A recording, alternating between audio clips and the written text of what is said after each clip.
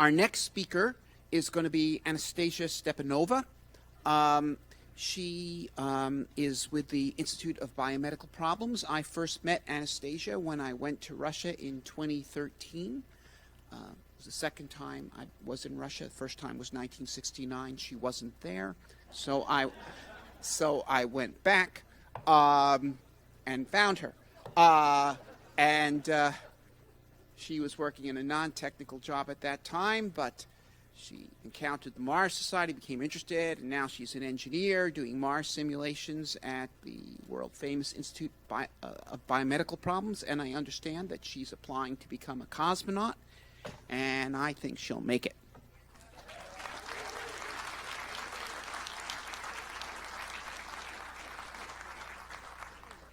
Hello, my friends Martians.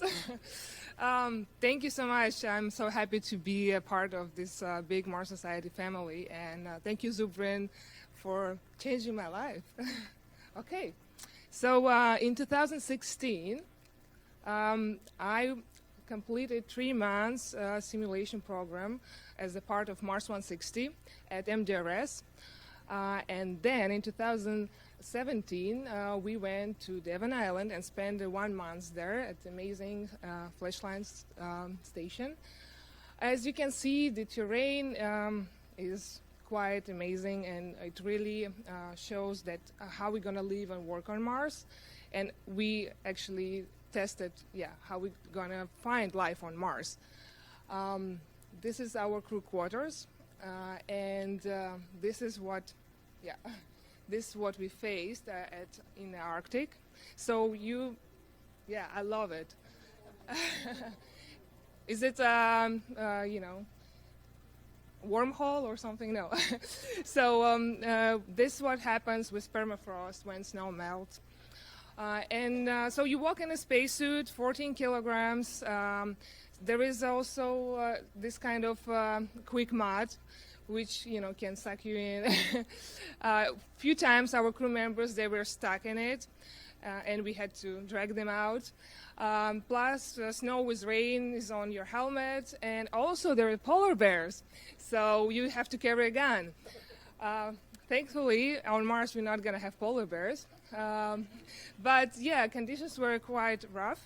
And why I'm saying all of that, in July I finished my moon simulation program that was you can start the video, just make it go, it's a little tour, which is program, NASA Human Research Program and Institute of Biomedical Problems in Russia.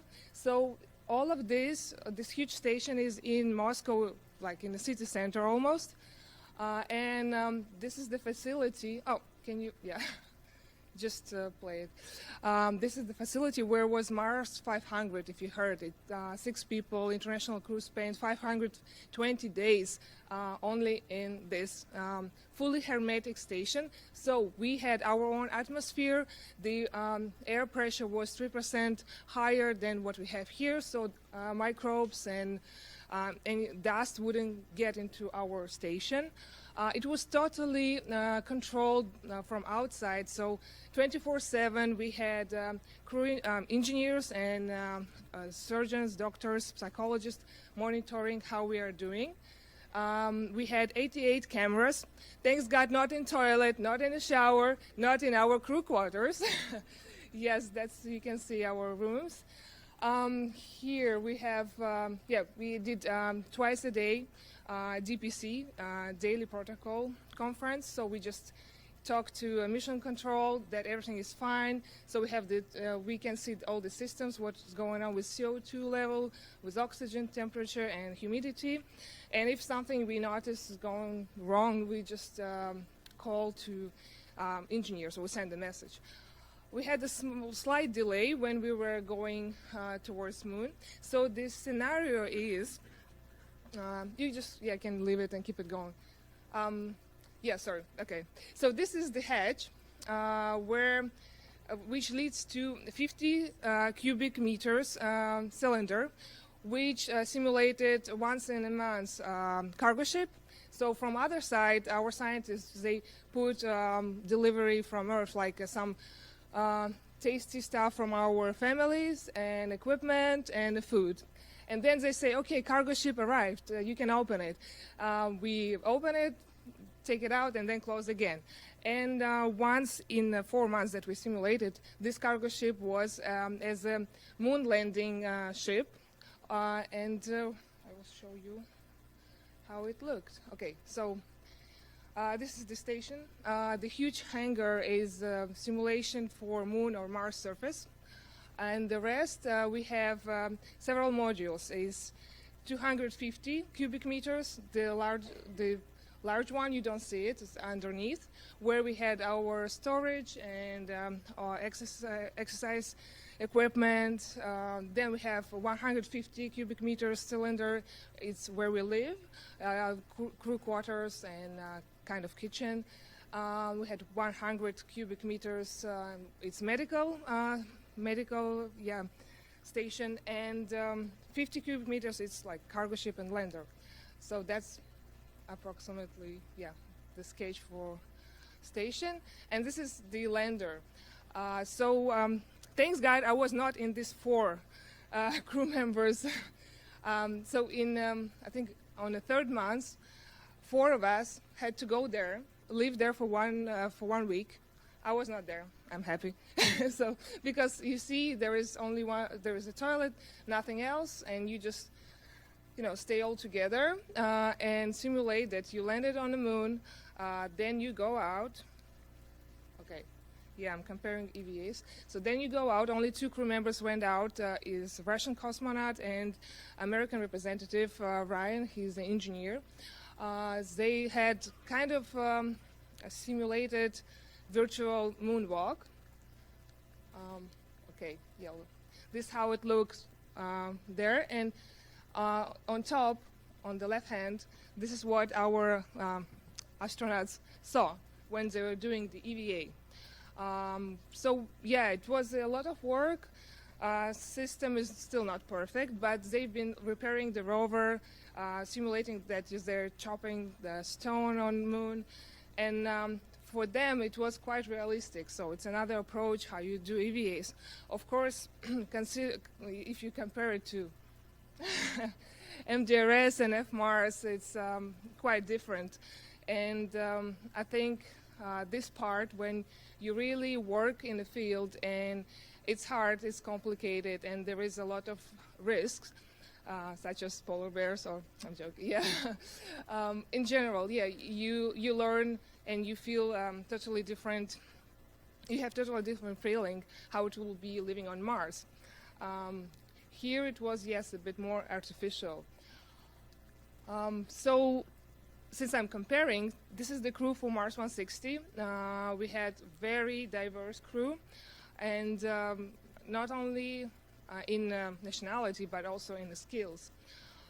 We had engineers, architects, artists, biologists, geologists, and I myself back then was a space journalist and health and safety officer.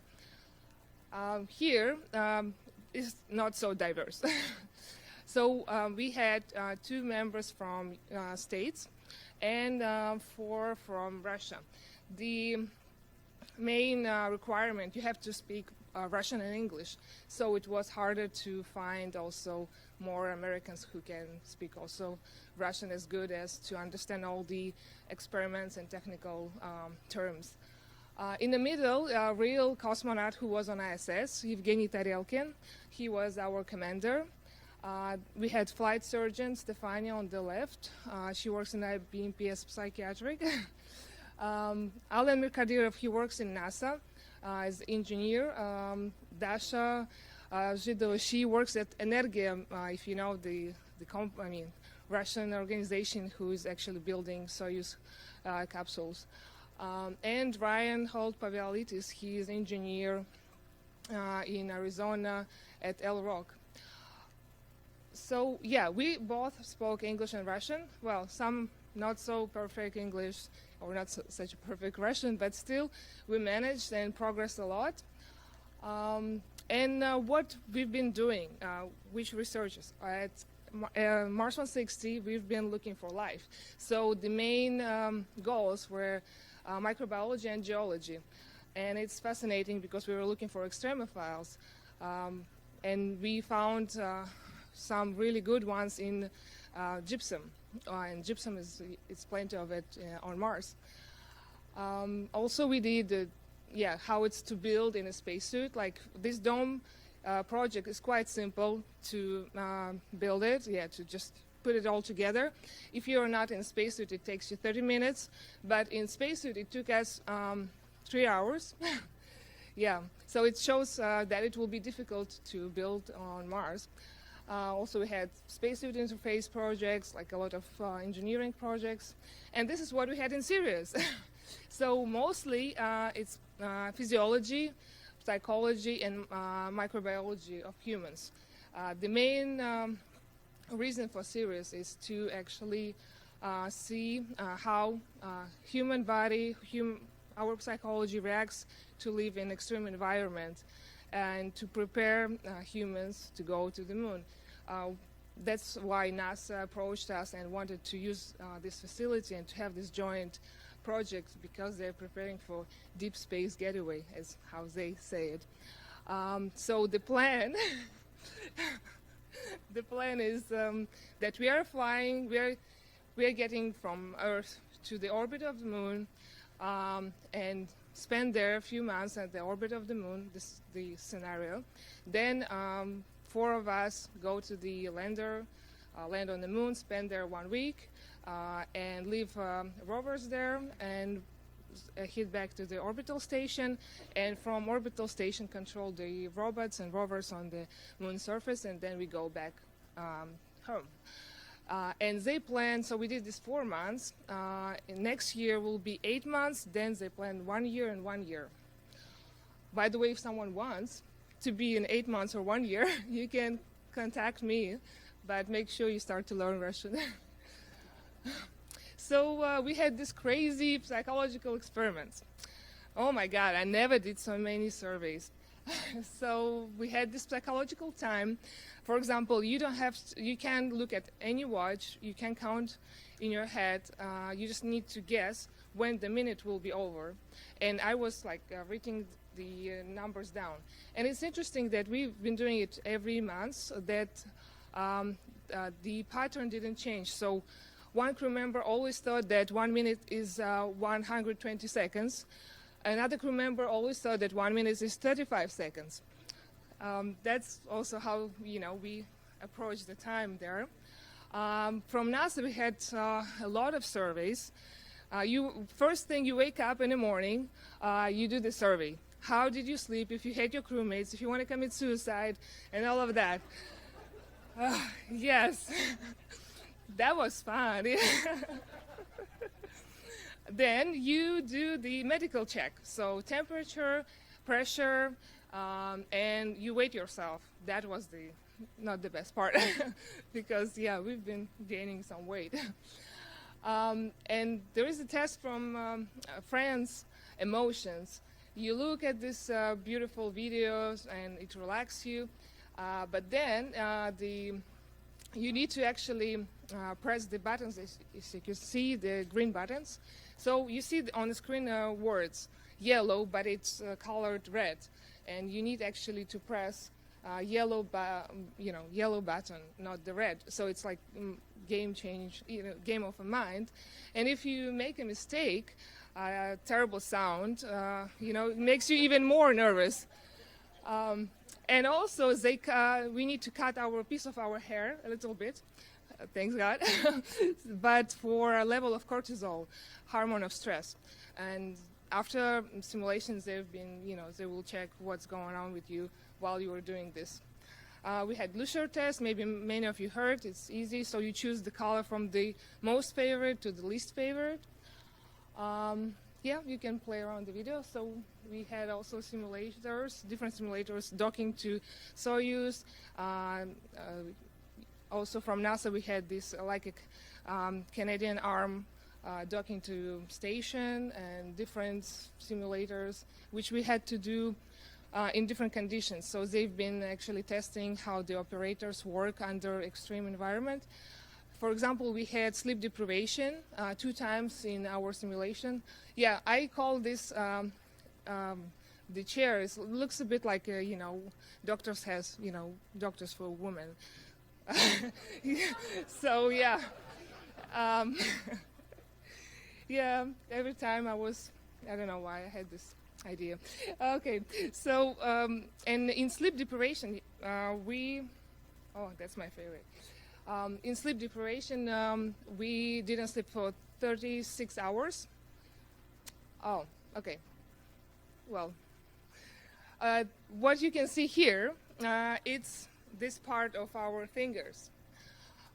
It's capillaries close to our nails, and crazy that the distance between capillary and nail changed.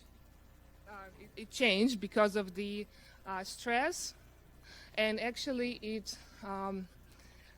shows that even this small thing, this is the running thing, is erythrocytes, even this small thing is reacting to the stress and to extreme environment. It's still too early to make any assumptions, but here you can see that at least overall what's going on, and it needs to be studied more. So less blood due to functional capillarities decrease. This is also good. So about the sleep deprivation, sorry I'm jumping like that. We didn't sleep for 36 hours, and first time the legend was that cargo ship arrived during night, and we had to unload it and just continue working and doing this test from NASA, where you sit in front of the computer and you have to press a button as soon as you see numbers. And it's for 10 minutes. Oh my God, I thought it's like hour, especially when it's at 4 a.m. So you sit there like that. And one time I fall asleep, and I thought it's like 10 minutes I was sleeping, but I saw on the watch that it was just 5 seconds. So something crazy is going on when you're doing this, and it's actually really interesting how you behave, how your brain behaves. But 36 hours is actually not so bad as long as you're busy and occupied. We even did the running activities in these 36 hours. And I don't know if it's in NASA they have it, but when you train to be a cosmonaut in Russia, they have 72 hours of sleep deprivation where you sit in a room with no sound, nobody's there, and you just have to stay there, make do some tests, but you have to stay sane. And many people they didn't pass this test. Yes, because they've started to see cockroaches, on them or something like that, or some crazy sounds. So 36 hours is not bad compared to 72. This test that we see here, I respect Germans, but all their experiments in this in series were very tough on us. So here you see EEG cup, and you have to put it on after and before you did your exercise, like you did running for 30 minutes. Also, you give blood and saliva. Every 2 hours you need to give a saliva. And so you sit there in this cup 3 minutes with open eyes, with closed. Then you do the mathematical equations. And the third one, which is my favorite, kind of, you have to look through 80 pictures. Half of them are nice, kids, ice cream, couples, and nature. But another half, it's real pictures of dead people, of blood, of starving kids in Africa, and all of that. And you have to react to this. Yeah, this part I didn't like, and we had to do it every month for 2 days. The next experiment is a Hoffman experiment, also German. So, yeah, you can just put it on play, please.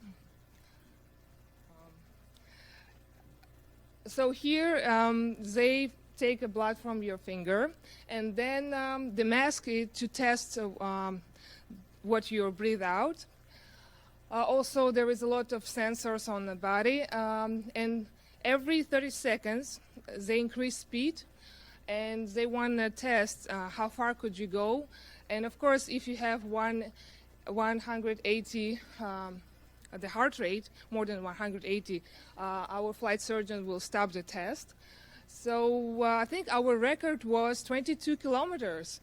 It wasn't me, but yes, I think it's quite impressive, 22 kilometers to run so fast. Interesting that when we started in the first months, we didn't have such a high speed, and we really improved by the end of the simulation. Okay. Oh, that's, yeah. You can play it also. Sorry, it's my belly all over here. So this is the amazing machine. It looks old. It looks like back from 70s. But it's passive treadmill. And the same, not the same, but these techniques, the passive treadmill is on ISS, where Russian cosmonauts train to keep their bone in a good fit, because we lose calcium, and to keep our muscles also strong enough on our legs. So basically, you're like a hamster in a wheel. You make it, run, and it's very, very complicated, and it's very hard. It's just imagine that you run in the sand in heavy boots with your backpack. That's what this monster does. And I was writing an article about it and did my research.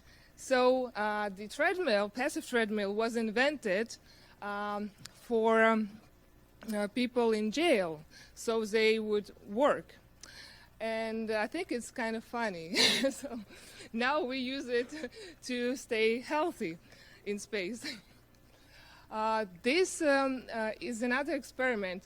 You can just, no, don't move it, just play it. Here, Dasha is simulating that she's walking on the moon. So we had Mars gravity, moon gravity, and Earth gravity.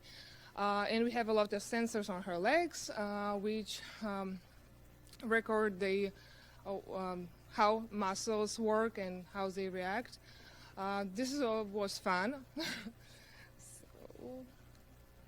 Yeah, another German experiment.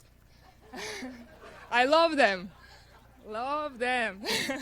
I think it's a revenge for, I don't know, for the past. I don't know. Hope not.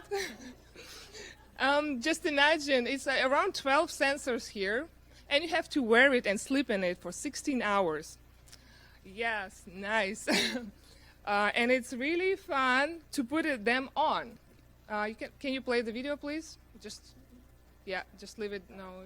So see, it's a mess. It took us like an hour to put everything on, make it going. And we look, I don't know, we look quite silly, but yeah, that's the fun that we had in simulation. And you can see this white thing on her neck.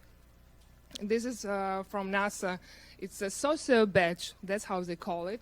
We all had to wear it from the moment we get out from bed, and they record how close to each other we were interacting, and or how often with each other we interact and with who. So then they will tell us. I don't know, but I think they should improve a little bit. It's quite heavy. Yeah. So see, it's messy, and it goes down to the legs, the sensors, and the wires. And when we had sleep deprivation, we had to be in those sensors and actually unload the cargo, the boxes and everything. So it was like you stuck with the wires somewhere, and it was fun. Yeah. Here are some more pictures of many other medical experiments. And we had to give a lot of blood. Wow. Yeah. One time in the morning, I think we gave 23 test tubes of blood. Yes. That was also interesting. Also saliva, also urine, also number 2. And I was laughing. I was like, okay, what else they want from us? They also had our hair, maybe, your tears. I don't know, you just, an hour sweat. Yeah, something, maybe next time they will, come to this. Well, poor Testy who will be then. And we had also another sleep deprivation. And it was quite interesting because we didn't know about this experiment. It was on a purpose, a surprise to us. It was a NASA experiment on psychology. So we didn't sleep for about 20 hours, and then they tell us, okay, you have to go into a separate room and wait, someone will call you. Someone calls, a lady speaks to you very rough, like a police woman, and she says, okay, why do you look so bad? And I was like, maybe because I didn't sleep for 20 hours. Then she says, okay, can you please extract from 1018, extract 13 and do it until the 0. If you make a mistake, you do it again. Yes. And okay, of course I did mistake. Then she says, okay, you have to read, these letters, these colors. And she tried to really push it so I would get mad. And I realized that was the test, and so they don't care if you can count or not. They just want to see that you go, aggressive. And we didn't, so they were a bit disappointed. Yes. Yeah. What else? Okay, so and here we go back to Mars 160, to the food stuff. I think it's quite important that we could cook there, and it brings you creativity. Of course, it doesn't save you time, but still we had such a good memories and jokes about different crew members cooking, and we had different cultures.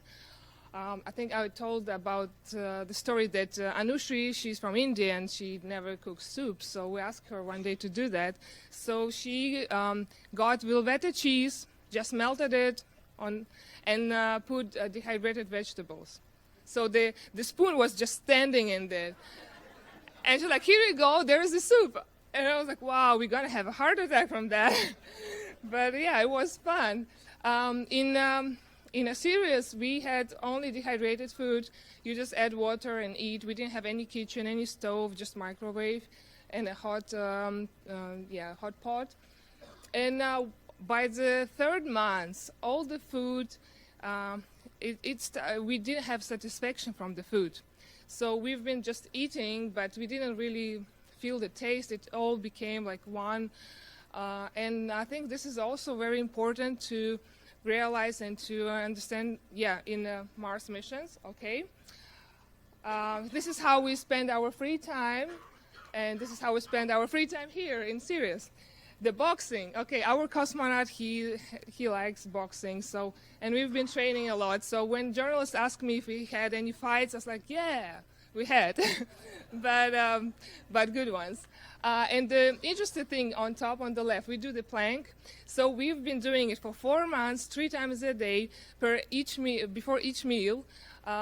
It's like a group teamwork with different music, and I think the record was the guys did 10 minutes in plank. So it was really, really fun activity and keeps you, healthy and fit.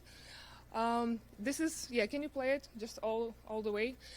And of course, it's important to have a sense of humor in any simulations, in any crew, and keep yourself busy. Since we've been in this locked chamber, we didn't see any light, any sunlight, and you need to get your, motivation. You need to make your blood work. So all the free time we've been spending on training. We really did a lot of training in this simulation, and you can see like all the rooms are busy. And our commander has the special boxing training. Looks funny. So, yeah. And in Mars 160, we didn't do so much training because each EVA, we did a lot of EVAs. It's like training itself. So you walk for 4 hours in 14 kilograms and doing like interesting heavy work. So I think, also the sense of humor. It's a commander of Mars 160. He writes email to psychologists from IBMP. Yeah. So both teams had a sense of humor. It's good. Yeah, and I think those two missions are quite important, and they complement each other. So with Sirius, we actually simulated if we fly to Mars, so you don't see any, I mean, you see some sunlight, but still you don't go out, you don't do EVAs, and you just stuck there in tuna can and, do your work. And with Mars 160, we simulated how, when we land on Mars, and how we're going to live and work there and explore it. And I think that the next step of simulations and trainings, even for already working astronauts and cosmonauts, should be something like the combining of these two missions together, and test something like that to actually lock astronauts and cosmonauts for 1 year and see how they're doing. I think it's very different from what they're doing now, and I think it should be really implemented in the future. And once again, thank you for Robert and Mars Society. If not the Mars 160, Sirius wouldn't be as piece of cake as now. So thank you so much. Done.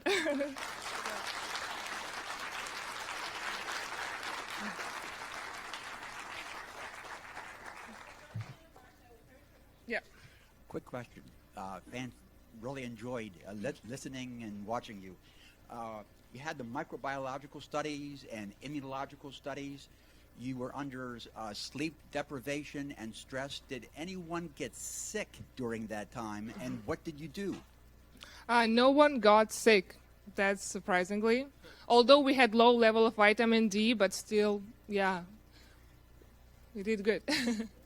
Kadjala. Хорошо. That's all my Russian. Sorry. With all those blood draws, did anyone draw samples to look under a microscope for contaminants or extremophiles? No, we had a special special hatch where we put all the blood, and from the other side, scientists just took it out and they processed it. So we didn't do any, tests inside of the blood. Yeah. Okay. Thank you.